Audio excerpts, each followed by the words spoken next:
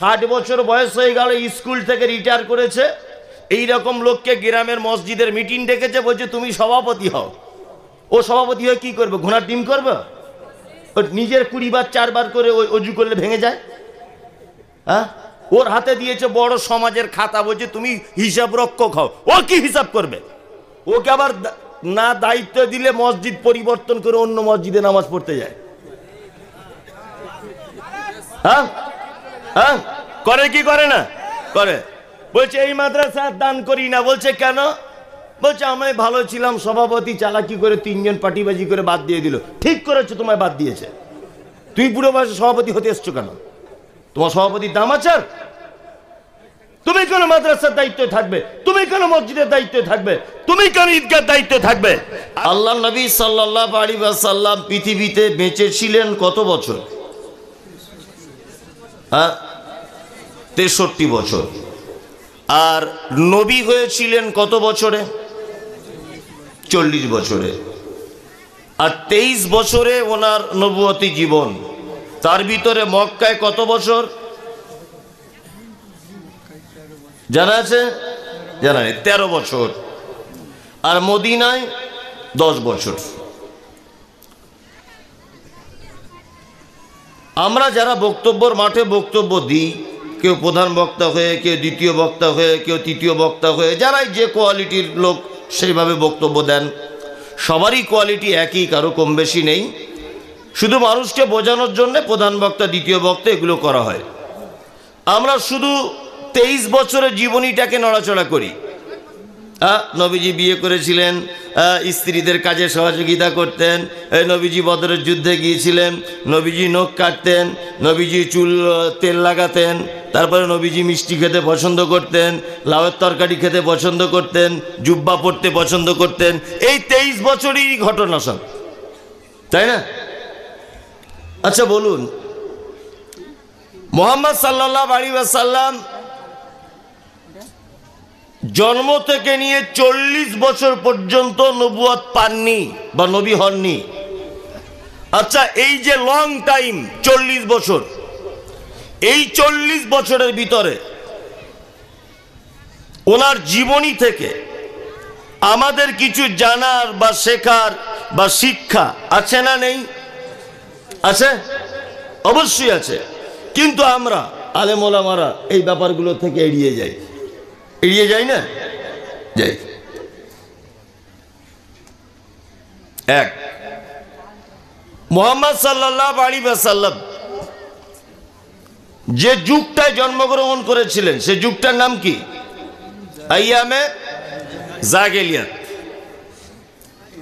জাহেলিয়াত মানে অজ্ঞতার যুগ, মূর্খতার যুগ। জাহেলিয়াতটা এমন এক পর্যায়ে চলে গিয়েছিল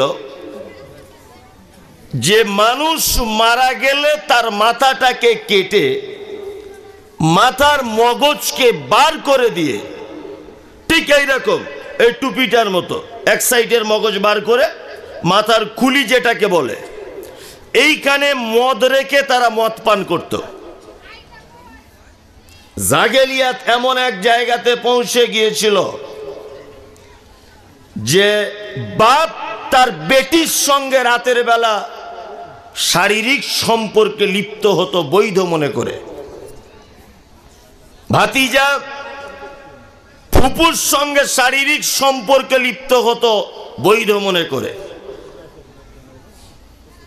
ভাই বোনের সঙ্গে শারীরিক সম্পর্কে লিপ্ত হতো বৈধ মনে করে।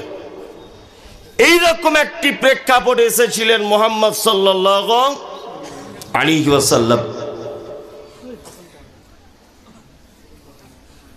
আল্লাহ নবী সাল্লাল্লাহু আলাইহি ওয়াসাল্লাম যে জামানাতে এসেছিলেন, এই জামানায় মূলত 4টি পাপ ছিল সর্ববৃহৎ পাপ। কটি পাপ?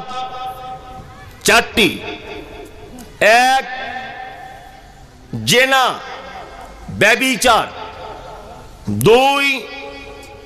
দুই নম্বর হচ্ছে তার নাম চক্রবৃদ্ধি, হারে সুদ। তিন নম্বরে হচ্ছে মদ পান। চার নম্বরে হচ্ছে গোত্তরীয় ঝামেলা। তাহলে আজ থেকে ১৫০০ বছর আগে যে প্রেক্ষাপটে মুহাম্মদ সাল্লাল্লাহু আলাইহি ওয়াসাল্লাম এসেছিলেন, ওই প্রেক্ষাপটের সব থেকে বড় পাপ ছিল কয়টা? 4টি, তাই তো? 1 ব্যভিচার, 2 মদ পান, 3 গোত্তরীয় ঝামেলা, আর 4 চক্র বৃদ্ধি হারে সুদ। ১৫০০ বছর আগের এই জাগেলিয়াত ছিল। বলুন তো এখন 2025 সালে এই জাগেলিয়াত আছে না নেই? আছে, আছে। সুদ, সুদ তো দেওনাপুর এলাকাতে সব নেই, আছে? আচ্ছা, ওটা আমি আপনার মুখ থেকে শুনতে চাইছি। ব্যভিচার আছে, আছে। চক্র বৃদ্ধি হারের সুদ আছে, ব্যভিচার আছে, মদ পান আছে, গোত্তরীয় ঝামেলা আছে। তার মানে মনে হয় যে শুধু নবুয়ত খতম করে দেওয়া হয়েছে বলে, কি বললাম বুঝলেন? তাছাড়া আমাদের এখানে যে বর্তমানে জাগেলিয়াত চলছে, আবার এই সমাজকে সংস্কার করা দরকার আছে না নেই? আছে। সমাজ সংস্কার করবেন কাদেরকে দিয়ে? কাদেরকে দিয়ে করবেন? কি পদ্ধতিতে করবেন? এই দুটো কথা আপনাকে আমি বলে দেব। কি দিয়ে সমাজ সংস্কার করবেন, কাদের দিয়ে করবেন, আর কিভাবে করবেন, এই 3টে কথা আপনাদেরকে বলে আমি চলে যাব ইনশাআল্লাহ। 1, আল্লাহর নবী সাল্লাল্লাহু আলাইহি ওয়াসাল্লাম ছোট থেকে ছিলেন তিনি নরম হৃদয়ের, ছোট থেকে ছিলেন ক্ষমাপরায়ণ, ছোট থেকে ছিলেন লাজুক, ছোট থেকে ছিলেন ভদ্র, ছোট থেকে জীবনে কোনোদিন কারো প্রতিশোধ নেননি ব্যক্তিগত বিষয়ে। এত ভালো মানুষ ছিলেন। আর একটা আশ্চর্য কথা বলে দিই, মুহাম্মদ সাল্লাল্লাহু আলাইহি ওয়াসাল্লামের নামের আগে অনেক টাইটেল আমরা শুনতে পাই, যেমন আল আমিন। এটা আপনারা জানেন? আচ্ছা বলুন তো, এটা নবুয়তের পরে এই টাইটেল পেয়েছেন না নবুয়তের আগে? ইয়েস, নবুয়তের আগে। সাদিক, সত্যবাদী বলা হতো। আচ্ছা বলুন, এই সত্যবাদী নবুয়তির পরে উপাধি পেয়েছেন না নবুয়তির আগে? আগে, আগে। তার একটা প্রমাণ হলো এই, আল্লাহ নবী সাল্লাল্লাহু আলাইহি ওয়াসাল্লাম মিরাজের রাত্রিতে মিরাজে গেলেন, জান্নাত জাহান্নাম সব দেখে এলেন। আসার পরে ওই দেশের রীতি অনুযায়ী ফজরের পর সকালবেলা পাহাড়ের উপরে আল্লাহ নবী সাল্লাল্লাহু আলাইহি ওয়াসাল্লাম উঠলেন। ওঠার পর এই বনি আব্দে মানাফ, এই বনি লুই, বিভিন্ন গোত্রের নাম ধরে ধরে ডাকলেন। সব গোত্রের মানুষের এক জায়গায় হলো। আল্লাহ নবী সাল্লাল্লাহু আলাইহি ওয়াসাল্লাম বলছেন, শোনো, আমি যদি তোমাদেরকে এখন বলি যে পাহাড়ের অন্য আর এক সাইডে শত্রু দল অপেক্ষা করছে তোমাদেরকে মারার জন্য, তোমরা কি বিশ্বাস করবে? আবু জেহেলের মতো বদমেশ ইন্টারন্যাশনাল খারাপ লোক সেদিন বলেছিল, আপনি হচ্ছেন আল আমিন, আপনি হচ্ছেন সাদিক, আপনি মিথ্যা কথা জীবনে কোনোদিন বলেন না, কখনো আপনি মিথ্যা কথা বলেন না। তার মানে বোঝা যাচ্ছে মুহাম্মদ সাল্লাল্লাহু আলাইহি ওয়াসাল্লাম ছোট থেকে ছিলেন ভদ্র নম্র মানুষ, তাই তো? সমাজে যখন এই রকম জিনিসগুলো দেখতে পেলেন, অন্যায় অত্যাচার, গরিবের রক্ত শোষণ, সুদ চক্র বৃদ্ধি হারে, ব্যভিচার চলছে অন্যায়ভাবে, গোত্তরীয় ঝামেলা চলছে নির্বিচারে, তখন আল্লাহ নবী সাল্লাল্লাহু আলাইহি ওয়াসাল্লাম সমাজের এই সমস্ত অন্যায়কে ঠেকানোর জন্য একটি সংগঠন তৈরি করেছিলেন। সংগঠনটির নাম হচ্ছে হিলফুল ফুজুল। কি নাম বললাম? হিলফুল ফুজুল। এই সংগঠন তিনি তৈরি করেছিলেন। আর এই সংগঠন যখন তিনি তৈরি করেন, তখন নবী হয়েছিলেন কি হননি? নবী হয়নি।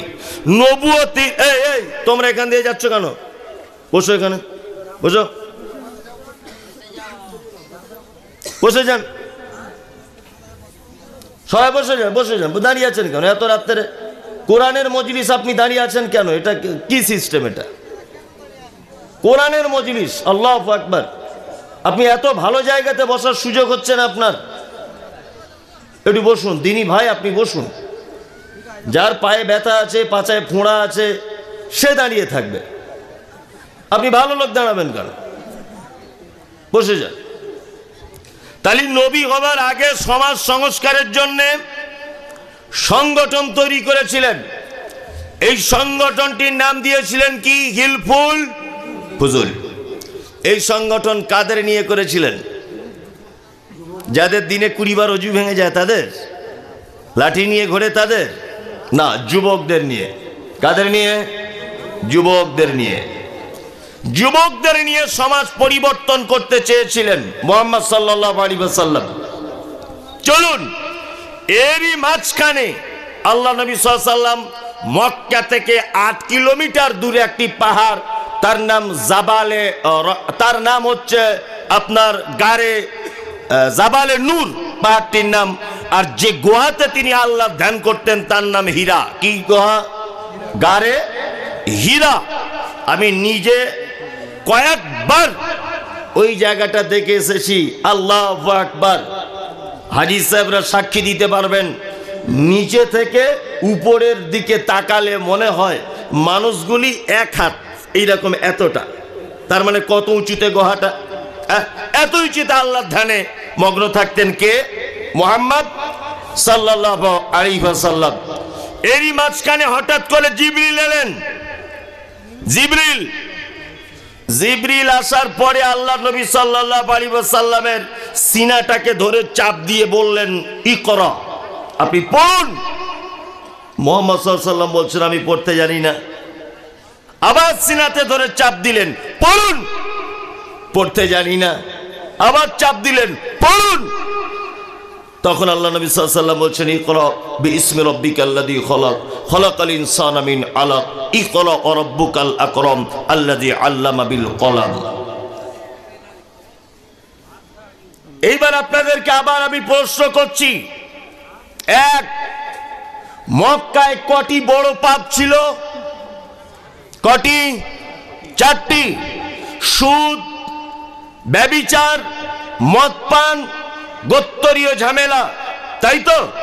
মুহাম্মদ সাল্লাল্লাহু আলাইহি ওয়াসাল্লাম আল্লাহর যখন ধ্যান করছিলেন তখন কোরআনের প্রথম আয়াত অবতীর্ণ হতে পারত এটা, মদ হারাম, ব্যভিচার হারাম, সুদ হারাম, গোত্তরীয় ঝামেলা হারাম। এই ব্যাপারে আয়াত অবতীর্ণ না হয়ে আয়াত অবতীর্ণ করলেন আল্লাহ, ইকরা, কি? পড়ো। নবীজি ছোটবেলা থেকে কোন স্কুলে পড়েছিলেন? লেখাপড়া জানতেন না। আল্লাহ তাআলা মুহাম্মদ সাল্লাল্লাহু আলাইহি ওয়াসাল্লামের এই ভূমিকার দিকে লক্ষ্য করে বলছেন, আপনি যে সমাজ পরিবর্তন করতে চাইছেন, এই জাহেলিয়াতকে দূর করতে চাইছেন, এই জাহেলিয়াতকে দূর করতে গেলে সর্বপ্রথম ইকরা, আপনাকে পড়াশুনো করা লাগবে। তার মানে 2টো জিনিস দিয়ে সমাজ পরিবর্তন করতে হবে, এক যুবক আর এক শিক্ষা। এই 2টো জিনিস দিয়ে সমাজ কি করতে হবে? পরিবর্তন করতে হবে। তাহলে মুহাম্মদ সাল্লাল্লাহু আলাইহি ওয়াসাল্লাম সর্বপ্রথম অন্ধকারে নিমজ্জিত জাতিকে পরিবর্তন করার জন্যে, সংস্কার করার জন্যে কাদেরকে একতাবদ্ধভাবে সংগঠন করেছিলেন? কাদের? যুবকদেরকে। তার মানে একটা সমাজকে পরিবর্তন করতে গেলে মূল ভূমিকা যুবকদের থাকতে হবে। 2, তার পরের স্টেজে থাকতে হবে শিক্ষা। শিক্ষা ছাড়া কোনো জাতির পরিবর্তন আসতে পারে না।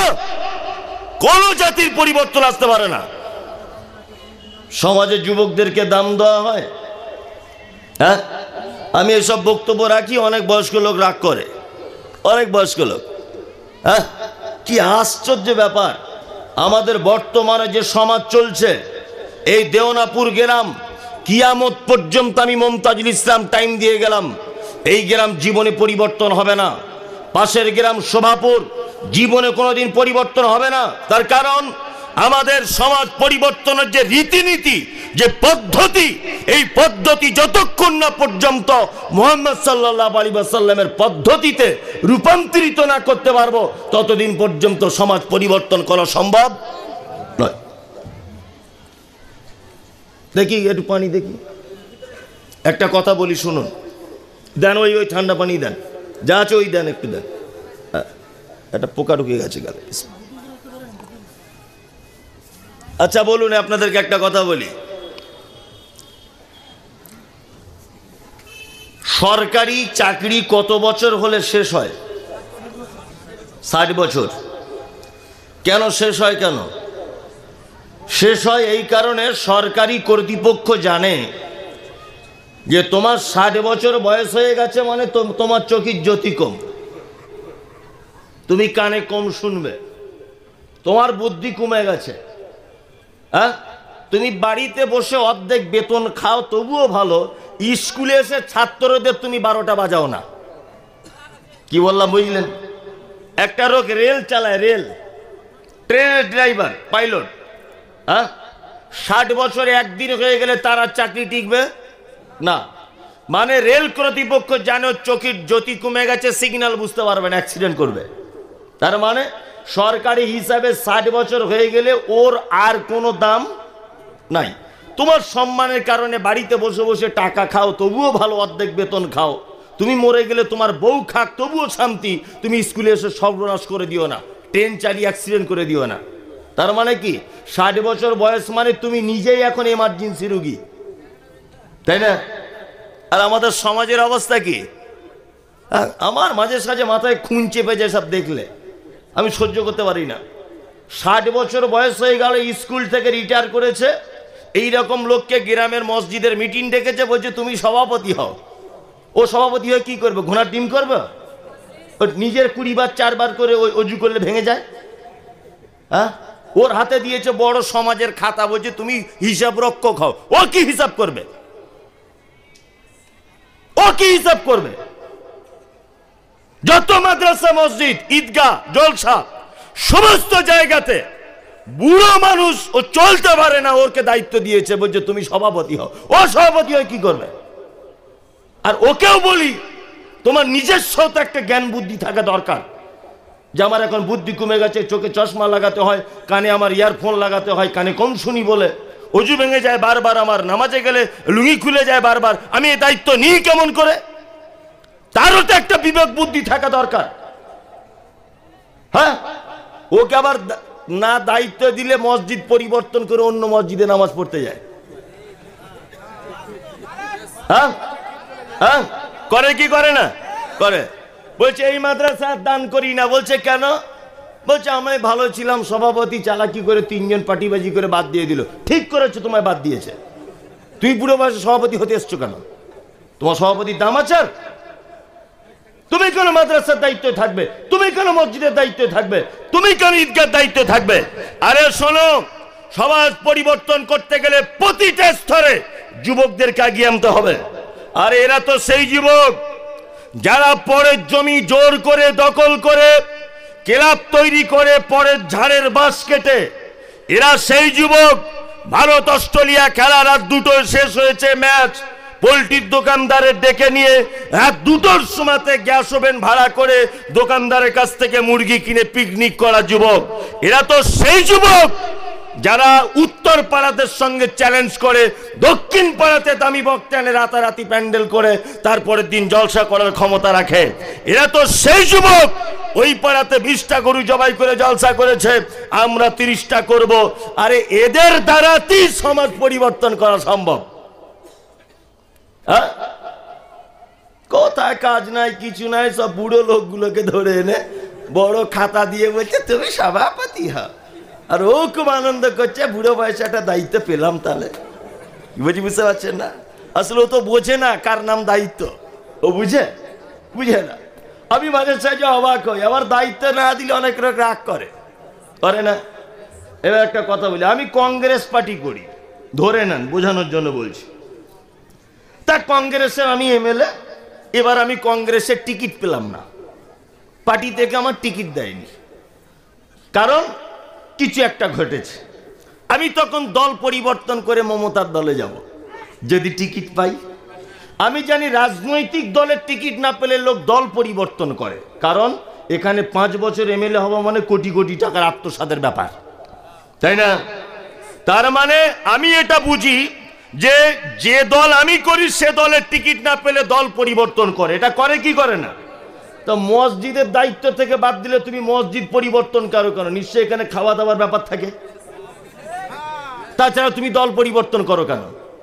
তোমাকে বাদ দিয়েছে তাই কি হয়েছে? দিতেই পারে, তাই না? এই মাদ্রাসা দান করে না, কারণ কি বলছো? ওকে কেসিআর থেকে বাদ দিয়েছে তাই। তা দিয়েছে তাই কি হলো? দায়িত্ব থেকে কাজ করতে হয়, আর দায়িত্ব না থাকলে কাজ করা যায় না? হ্যাঁ, অবশ্যই করা যায়। তার মানে একটা সমাজকে পরিবর্তন করতে গেলে সর্বপ্রথম যুবকদের মাধ্যমেই সমাজ পরিবর্তন করতে হবে। নাম্বার 2, এককভাবে সমাজ পরিবর্তন করা যাবে না। এই জন্য মুহাম্মদ সাল্লাল্লাহু আলাইহি ওয়াসাল্লাম সর্বপ্রথম তিনি সংগঠন তৈরি করেছিলেন। তার মানে জমাতবদ্ধভাবে, ঐক্যবদ্ধভাবে একটা সমাজকে পরিবর্তন করা সম্ভব। কি বলছি বুঝতে পারছেন? এবার একটা কথা আপনাদেরকে বলি, আলুর বস্তা দেখেছেন? আলুর বস্তা দেখেছেন না? দেখেছেন? সমাজ পরিবর্তনের যুক্তি পেশ করছি। এখন আলুর বস্তার ভিতরে মাঝখানের দিকে যদি একটা আলু পচে যায়, আচ্ছা বলুন তো, সব আলু ভালো, ধরে নেন 100টা আলু আছে, 99টা আলু ভালো, মাঝখানে একটা আলু পচা, তাই তো? আচ্ছা বলুন, সব ভালো আলুগুলো ওই পচা আলুটাকে আর সুস্থ করতে পারবে? পারবে? পারবে না। কিন্তু ওই পচা মালের এত টেম্পার, ও যদি 10 দিন থাকে 1 বস্তা আলু সব পচিয়ে দিবে। পারবে কি পারবে না? পারবে। তাহলে আমাদের দরকার হচ্ছে ওই পচা আলুটাকে বস্তা থেকে বাছাই করে বার করে অন্য জায়গায় ফেলে দেওয়া, তাই না? সমাজে দেখবেন ঐক্যবদ্ধ জীবন কেন করতে হবে, মুহাম্মদ সাল্লাল্লাহু আলাইহি ওয়াসাল্লাম সংগঠনের কথা কেন বললেন, তার পিছনে যুক্তি আছে। এখন আলু যদি আপনি একা বার করতে চান, এটা আলু দিয়ে উদাহরণ দিলাম, মানুষ দেওনাপুরের সব লোক ভালো, একটা লোক খারাপ, গাঁজার দোকানদার, ও গাঁজা বিক্রি করে দোকানে।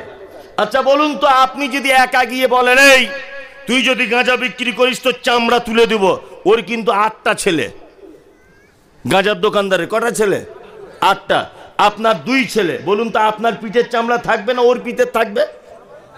আপনার থাকবে না, প্রতিবাদ করতে গেলে থাকবে, কারণ ওর 8টা বেটা আপনার চামড়া তুলে দিবে, তুলে দিবে। তার মানে বোঝা যাচ্ছে এককভাবে যদি ওই গাঁজার দোকানদারকে আপনি বিরোধিতা করেন বা তার বাতিলকে যদি আপনি সমাজ থেকে উৎখাত যদি করতে চান, এককভাবে কোনোদিন সম্ভব হবে না। যদি ওই গাঁজার দোকানদারের প্রতিবাদ করার জন্য 10 জন গ্রামের যুবক, 10টা পরিবার, 10টা লোক যদি এককভাবে তাকে হুঙ্কার দিয়ে বলে তুমি যদি আর 2য় দিন গাঁজা দোকানে বিক্রি করো তোমার পাছার চামড়া তুলে দিব, বলুন তো দেখি দোকানদার ভয় করবে কি করবে না? করবে। তার মানে বোঝা যাচ্ছে একা একা সমাজ পরিবর্তন করা যাবে না। জুম্মার মসজিদে ইমাম সাহেব একা খুতবা দিয়ে সমাজ পরিবর্তন হবে না, ইমাম সাহেবের সঙ্গে আপনাদের থাকতে হবে, তবে সমাজ পরিবর্তন করা সম্ভব। অধিকাংশ ইমাম সাহেব হক কথা বলার কারণে তার চাকরি চলে গেছে। আমি নিজের শোনা ইমাম সাহেবের কাছে কথা, সুদের ব্যাপারে বক্তব্য দিয়ে অজস্র ইমামের চাকরি চলেছে। হ্যাঁ, হারামের বিরুদ্ধে বক্তব্য দিতে গিয়ে অজস্র ইমাম সাহেবদের চাকরি নষ্ট হয়েছে। পণ প্রথার বিরুদ্ধে বক্তব্য দিতে গিয়ে অজস্র ইমাম সাহেবদের চাকরি নষ্ট হয়েছে। আর এই ইমাম সাহেব ইমাম বলে টোটাল সমাজ পরিবর্তন করা ঠিকাদার নাকি উনি? আপনি কি করলেন? আপনি অন্তত পক্ষে কিছু করতে পারেন না পারেন, আপনিও সাপোর্টে কথা হয়ে বলুন হ্যাঁ যে না আল্লাহ এবং তার নবী মানা করেছেন, এ কথাই সত্য, আল্লাহ এবং তার নবী নিষেধ করেছেন, এ কথাই সত্য। অথচ আমরা সমাজের মানুষ এমন, ওর সাপোর্ট করা তো দূরের কথা, বরং বিরোধী লোকেদের সঙ্গে পার্টি করে মুনাফিকি করে ইমাম পরিবর্তন করে দিয়েছে। কি বলছি বুঝতে পারছেন? তার মানে সমাজ পরিবর্তনের আর একটা দিক হলো ঐক্যবদ্ধভাবে সমাজ পরিবর্তন করতে কি হবে, এককভাবে হবে না। এইবার আপনাদের বলি, সমাজ পরিবর্তনে যুবকদের দায়িত্ব দিলে সমাজের উপকার কি হবে বলবে? এটা বলে দিই, সব যুক্তি তর্ক দিয়ে আপনাদেরকে বোঝাচ্ছি। আচ্ছা বলুন, এলাকায় দেখবেন কিছু ফুটবল খেলা হয় না? হয়। দেখবেন যখন গোল হয়ে যায় তখন দুটো মেয়ে হাফ প্যান্ট পরে কলকাতার দিক থেকে ভাড়া করে আনে, হাফ প্যান্ট করে এরকম ঝুমঝুমি বাজিয়ে ড্যান্স করে। দেখেছেন অনেক জায়গা হয়। ফাইনাল খেলাতে আনে, সব আনে না? আনে। চাচাও দেখছি হা করে দেখছে, 16 বছরের ছেলেও দেখছে, 60 বছরের বুড়োও দেখছে। কি বললাম বুঝলেন? এগুলো হয় কি হয় না? হয়। আচ্ছা আপনাদের গ্রামে দেওনাপুরে ওই একটা ফুটবল খেলা হচ্ছে ধরে নেন, ভালো করে বুঝবেন। 4টে বুগি বুগি ড্যান্স করার মেয়ে নিয়ে এসছে, আর একটা করে গোল হচ্ছে, আর সেইরকম ড্যান্স, লোকে হাততালি দিচ্ছে, সাংঘাতিক খেলা। আমাদের গ্রামের মতো খেলা, ঐতিহ্যবাহী খেলা এই মালদা এলাকায় আর কোনোদিন হয় না। এইসব নানান গল্প হয় কি হয় না? আচ্ছা এই খেলাগুলো পরিচালনা করে কারা? কারা বলুন? যুবক ছেলেরা করে তো। এই যে 1 জানুয়ারিতে পিকনিক, ডিজে বাজানো করে কারা? বুড়োরা। কারা করে? যুবকরা। 31st নাইট এগুলো করে কে? যুবক। ভ্যালেন্টাইন্স ডে পালন করে কে? যুবক। গ্রামের ক্লাবের সেক্রেটারি হয় কে? যুবক, তাই না? যে সমস্ত যুবকরা দেখবেন সমাজে বা আপনার দেওনাপুরে বেশি বাড়াবাড়ি করছে অন্যায় কাজে, তাদেরকে ধরে মাদ্রাসা, মসজিদ, ঈদগাহ, জলসার দায়িত্ব দিয়ে দেন, দেখবেন গ্রাম পরিবর্তন হয়ে যাবে। কি বললাম বুঝলেন না? যে যুবকটা 16 দলীয় টুর্নামেন্ট পরিচালনা করে, ন্যাংটো মেয়ে এনে ড্যান্স করায়, এর পিছনে যে ছেলেটা সব থেকে বড় হাত বা যে ছেলেটা ওই খেলার সভাপতি, তাকে ধরে মসজিদের সভাপতি করুন। ওর বিবেক বাধা দেবে যে আমি এখন আল্লাহর ঘরের সভাপতি, ন্যাংটো মেয়ে ভাড়া করা আর যাবে না। আমি এখন মসজিদের সেক্রেটারি, আমি আর ডিজাইনে 1 জানুয়ারিতে পিকনিক করতে পারবো না। লোকে আমাকে খারাপ বলবে। এই মানবিকতার দৃষ্টিতেও দেখবেন ও পরিবর্তন হবে। হবে কি হবে না? হবে, হবে। তাহলে কাল সকাল থেকেই দায়িত্ব হয়ে গেল আপনার তবলিগি জলসা সব বাদ দিয়ে দিতে হবে, সব যুবকদের আনতে হবে সব জায়গায়, ঠিক আছে? আর যুবকদেরকেও বলছি, তোমরা তো এটা জানো যে সারা পৃথিবীতে তোমাদের কারণেই অন্ধকার জায়গাতে আলো জ্বলেছে, তাই না? তার দৃষ্টান্ত